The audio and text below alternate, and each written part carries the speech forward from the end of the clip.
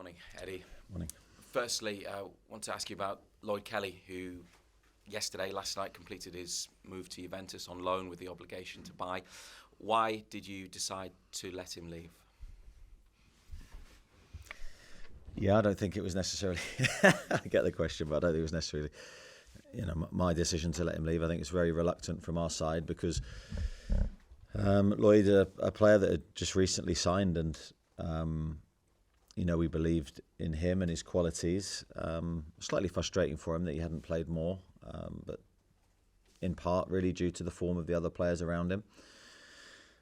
But I think we're in the world, and we have been this window of trying to manage PSR and trying to make decisions that benefit us in the long term, and this is one of those decisions. So Lloyd leaves with our best wishes. He's certainly exemplary attitude in his time here. I'm sure he'll do well in Italy, and it's an exciting new challenge for him. When I said you, I meant you as the club, not necessarily no, you it's fine. Personally. Just clearing that up, Razor. Yeah. It sounds like it's another one of those decisions that you've talked about this month, or you've been asked questions about where it's sort of business and finance over football again. Yes, it is. I think I said right at the start in the build up to the window that it was not a case really of looking at incomings. It was a case of trying to manage outgoings really, and trying to not weaken the squad to a point where the team's affected. But we also future plan and make sure that we control everything in terms of our PSR level. So I think we've done that. I think it's been successful in that side. I think the two sales, the two players go with our best wishes. They're two great lads. The squad now is lighter in numbers, but high in quality. So I think for us, managing injuries, etc., will be a big part of what we do now. In this part of the season coming up, there's still no reason why we can't be successful. But yeah, hopefully the future looks a little bit brighter for us around the corner. And you say lighter in numbers there, but nobody else left. How important was that, whether they were big names, star players, or fringe players, that nobody else departed? Yeah, of course, from my side, I think we want a competitive team on the pitch, and I know everyone feels the same way. And you've always got to guard you. Like we've got, I think, 2 injuries at the moment, with Callum coming back and Harvey Barnes out and Jamal Lascelles out. So we don't have sort of a huge burden of injuries at the moment, but we still have a tight squad. So that's why I say that managing that with the games we have to come is going to be hugely important to us. We need to try and keep everyone that we have fit and available, remaining that way, so we can be competitive for the remainder of the season. Looking ahead to the match, 2-0 up after the first leg at the Emirates Stadium, but is your message that this tie is not over? I think my message is, look, we're at the halfway point of the tie. I think it's, the away game was a good performance from us, but of course, against any opposition, the game's still very much alive and we have to do our part. But I think then when you add the quality of Arsenal and what the team that they have, we know very much we have to be on our guard. I think we just have to approach the game in a really positive way, aggressive way. We have to very much try and be ourselves in every moment. There'll be no deviation from that from our perspective. Front foot performance at home, we need to engage the crowd. We're in a good position, and we need to try and make the most of every opportunity. And finally, you have done that against the top teams throughout your time here, haven't you? And this season you've beaten Arsenal twice, the away leg, and also at home in the Premier League. When you've had these big matches, often it's brought out the best in your team, hasn't it? Historically, yes, and I think that's been a combination of us and the crowd. I think we've become a really potent team together, and I think that's what we're going to need in this game. We're going to need to absolutely engage all our supporters in our energy and our body language and every power that we possess to involve them in the game, because we need to make this a really formidable environment for our opponent. We need to create really positive energy between us. It's our duty to do that, and we'll try to do that. Thanks, Reza. Keith? Eddie, how's the overall feeling, the overall mood sort of in the camp after the weekend? Because it felt after the Bournemouth game that was perhaps a one-off, but I'm guessing there'll be disappointment on your part that there was another home defeat. Yeah, definitely disappointment. I think very little time to dwell on that defeat, Keith. I think it was one of those moments where we analysed it and reflected on it, but then very quickly had to move forward. We had a game in midweek, which is a good thing for us to put that game away and focus now on the future, bright future, hopefully for us. A massive game, massive incentive for us to go into this game in a clear head, and I think that's what we needed. So yes, we learnt the lessons and we know we could do better, but very much now focusing on this one. Is there any concerns over the home form, because it felt like you were getting back to a strong position there? You've lost the last two, and additionally there's an evening game against Arsenal in a cup semi-final. Does it have a different feel about it than perhaps a league match at home? Yeah, I think it's a one-off game. I think we need to approach it that way. It's not. I do think it's a quite unique circumstance. So I think for us, the Premier League takes a back seat. We then move on after this game to the FA Cup. So we will address, of course, a couple of things that we need to improve. But I don't think deep analysis in this moment of time is what we needed. I think it was, right, what do we need now in the next game? And then we'll come back to that at a later date. You mentioned managing the injury situation. How's Joelinton after the weekend? Yeah, Joey was, after the game, put in a knee brace. Just as a precaution, he's out of that knee brace now. We'll assess how he is for this game. I'd say he's a doubt, but we'll give him every minute we can to try and make him fit. If he is a doubt, look, obviously he brings something different to your team, but in that position he plays, it feels like you've got good options at the moment. Yes, we do. In our centre midfield, got good strength and depth in that position currently with obviously Joe Willock, Sean Longstaff, Louis Miley, three quality players, all bring something slightly different, but three quality players that can step in. Obviously Joelinton is unique, and that's why we give him every chance to be fit. I know you probably won't have decided your team yet, but in what condition is someone like Louis Miley to come in and play if selected? He certainly looks really strong in that cup match against Bromley played a few weeks ago. Yeah, Louis I think in a great place. I think he's been in that place, I think, for a while. He's trained regularly. He's built that momentum that you build from the training that we deliver. I think his performances have been really good. Very happy with him, but very happy also with Sean, how he's training behind the scenes. And Joe Willock's got outstanding attributes. He played against Arsenal previously and did very well. Just finally for me, you said a moment ago that hopefully the future looks a bit brighter around the corner with regards to I'm guessing you mean the transfer window in the summer. What can a sale of someone like Lloyd Kelly to Juventus for the money you've brought in, what can that do for you in the summer in terms of what you're able to do in terms of bringing players in and spend? I think I've said many times it's a difficult thing to give definitive, clear answers, and that's not me being difficult as to what the future looks like. But I think certainly the last year, we know we've been managing a situation that we had to make decisions, as I've said many times before, that we wouldn't have necessarily made from a football perspective. But hopefully by being prudent and making good decisions now, the future we won't be making those decisions. We'll be making purely football-based decisions. When we get to that point, I can't give you a definitive date. That would be wrong of me to do so. But I think everything that we're doing is trying to lead us to that point. Thanks, Keith. Mark? Morning, Eddie. Morning. In terms of PSR and the limitations it imposes on you, do you think you're now going to have to be a lucky manager regarding injuries with that sort of lighter squad, as you mentioned? Yeah, maybe slightly. Because I think there's some injuries that there's nothing you can do about. There's some maybe you can control a little bit more. Touch wood, I don't like talking about injuries too much, but I felt I had to mention it because of the situation that we now find ourselves in with the lighter numbers that we spoke about. But I think, yeah, hopefully this season's been pretty good in that respect. Hopefully it can stay the same. And Arsenal, obviously, they'll be flying confidence-wise after the Man City win. But how do you think they're going to approach the game? Sort of gung-ho from the start, or do you think that it's going to be a bit like a chess match in the first half? I think you'll see two teams try to impose their style on each other. I don't think Arsenal tend to change too much. They're a strong team in most departments. They've got, you could see against Manchester City in their last game, the quality that they possess. I thought they played very well. But I think both teams will be themselves or try to be themselves and try and win the game. And we need to be ready for that. And tomorrow it's apparently the 14th anniversary of the famous 4-4 draw between Newcastle and Arsenal. So this really could be quite low scoring, I suppose, with what's at stake.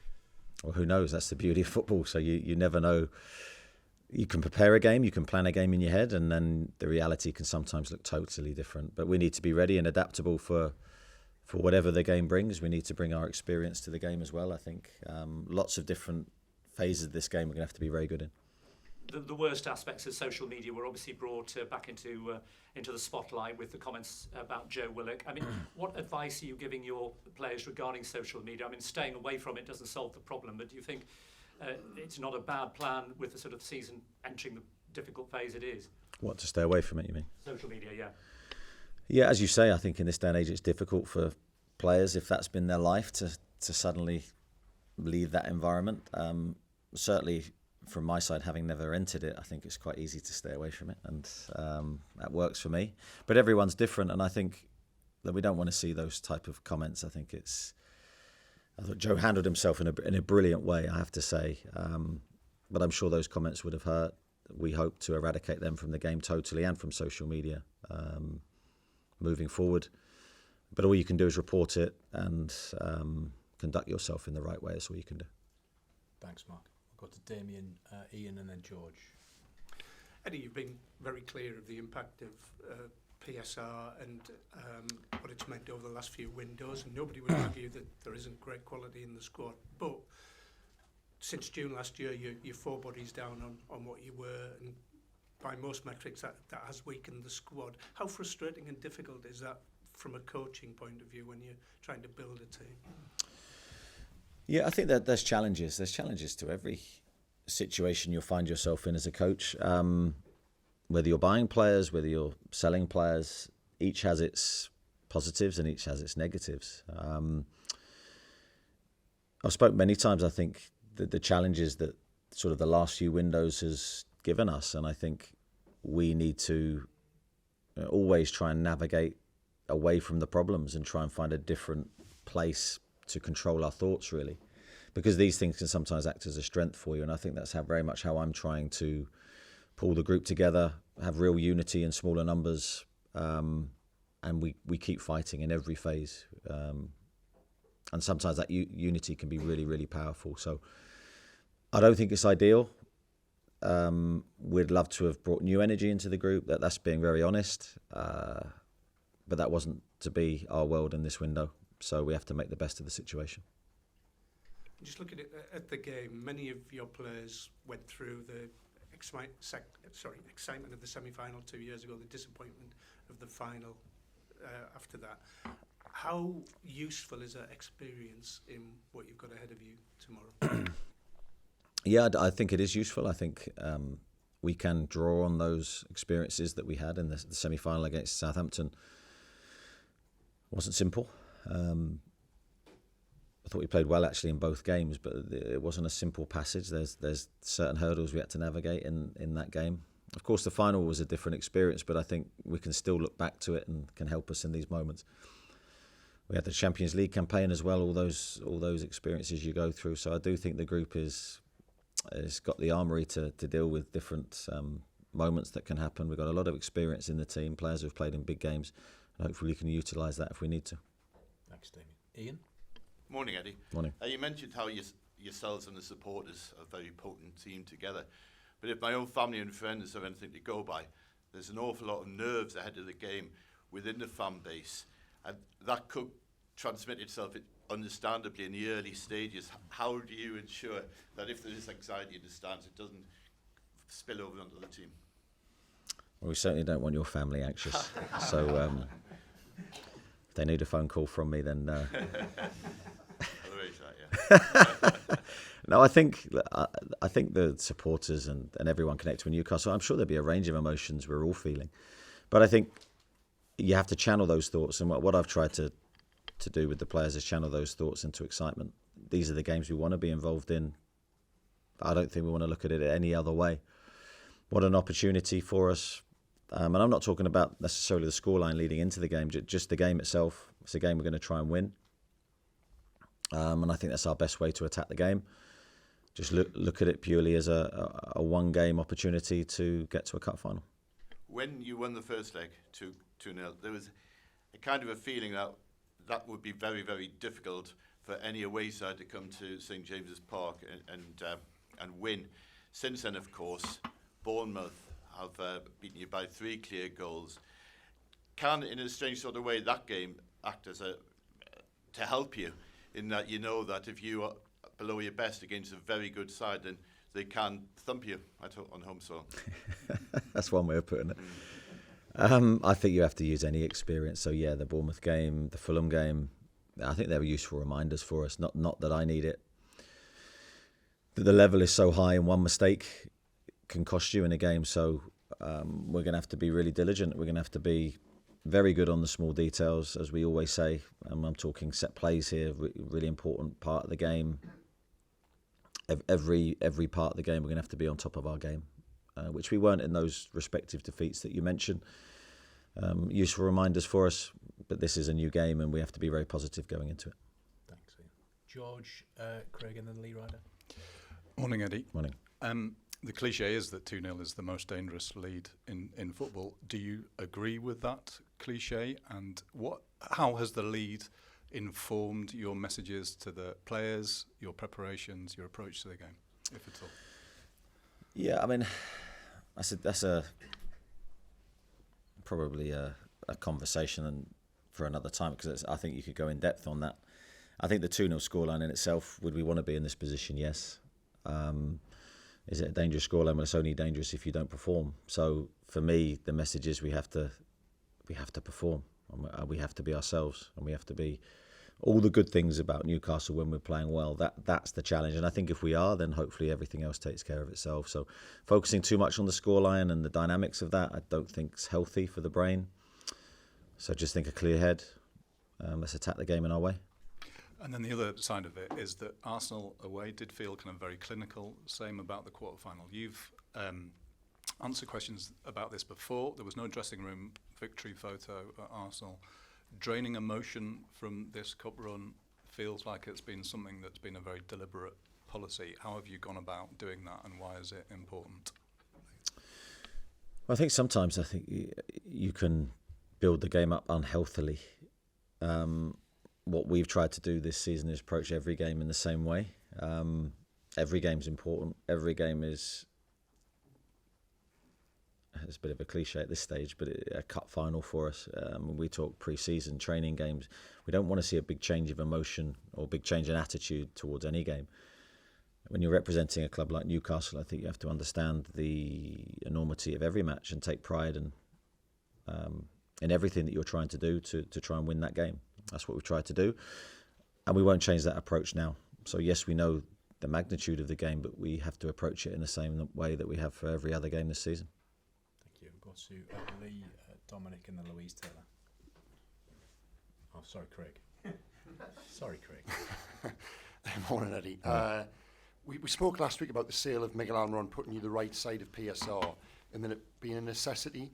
To that end, did the subsequent exit of Lloyd Kelly then give you a little bit of scope headroom to do something this month with regards to incoming?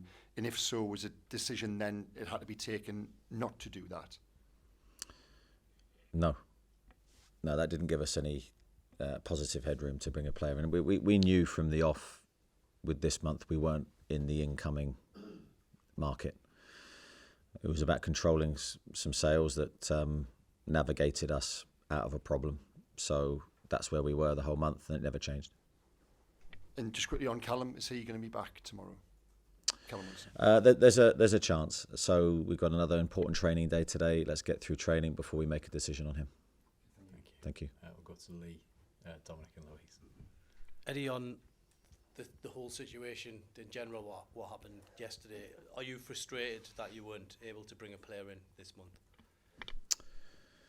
No, I don't think frustrated is the right word, because we've been planning and looking at numbers and opportunities for weeks and weeks and weeks. So frustrated yesterday, no, because that was a long time in the making, really. The window ended probably how we expected it to at the start.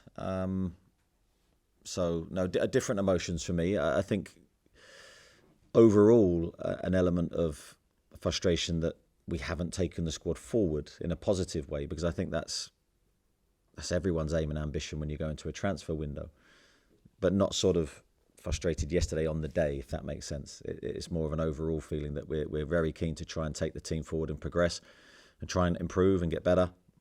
Obviously, we haven't been able to do that this window. And obviously there's lots of stories now saying that you're going to have 80 million to spend, 100 million to spend.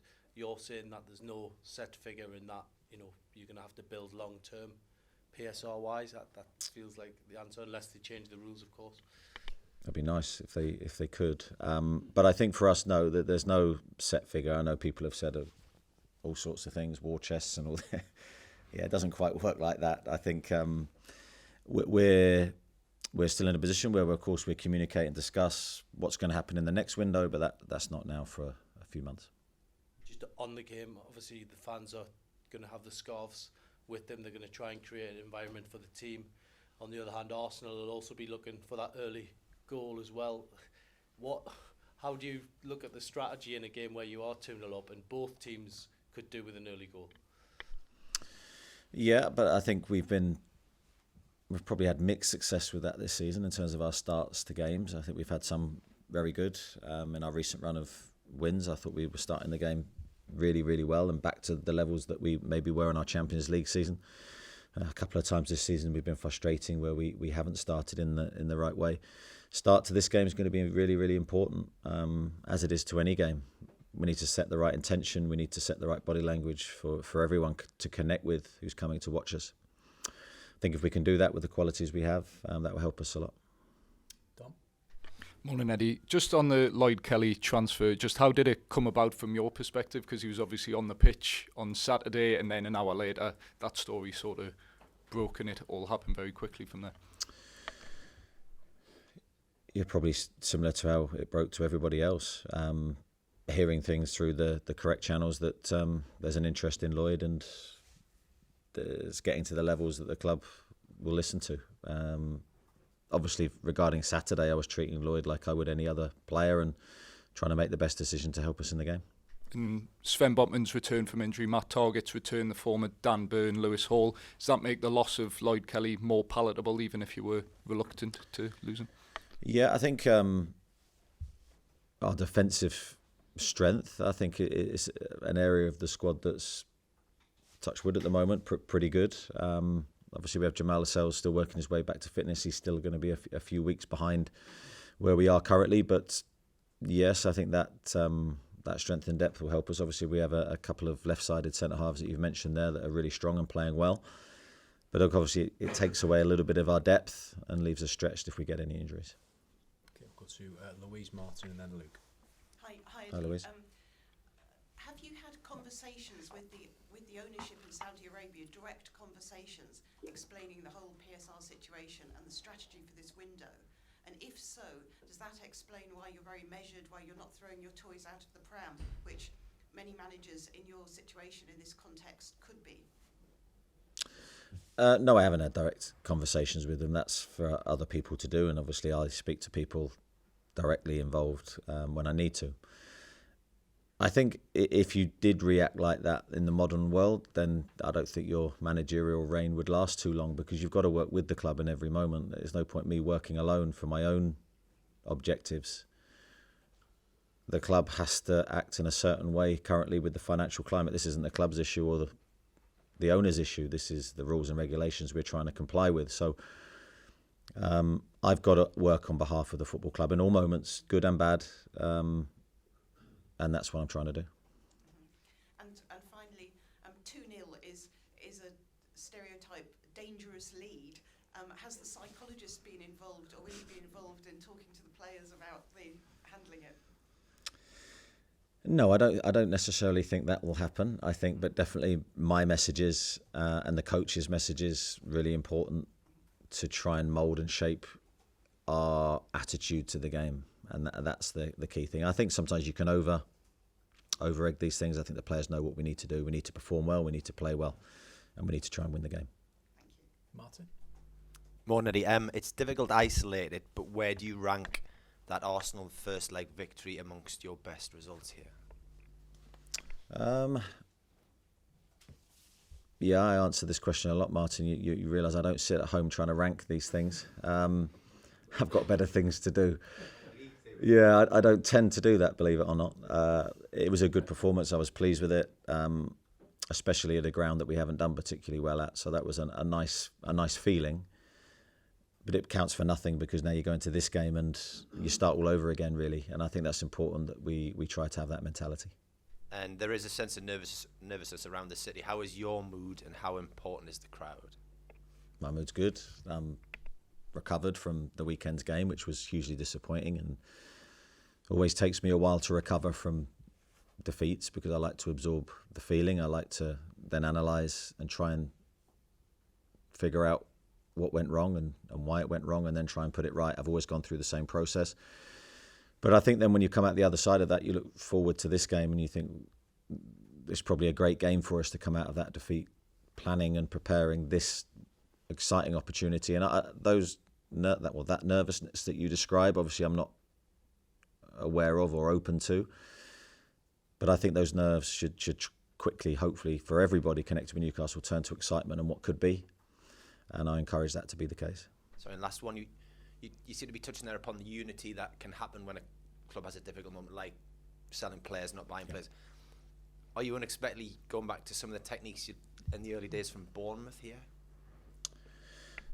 Yeah, what you say, not necessarily going back to those techniques, but that method and that thought that with less players, if I go right back to my second season in a transfer embargo for a season with the same players that we entered a relegation battle with, if I had a different emotion or an angry emotion, or you're wasting so much energy and it's actually working counterproductively against your players, you've got to embrace everything.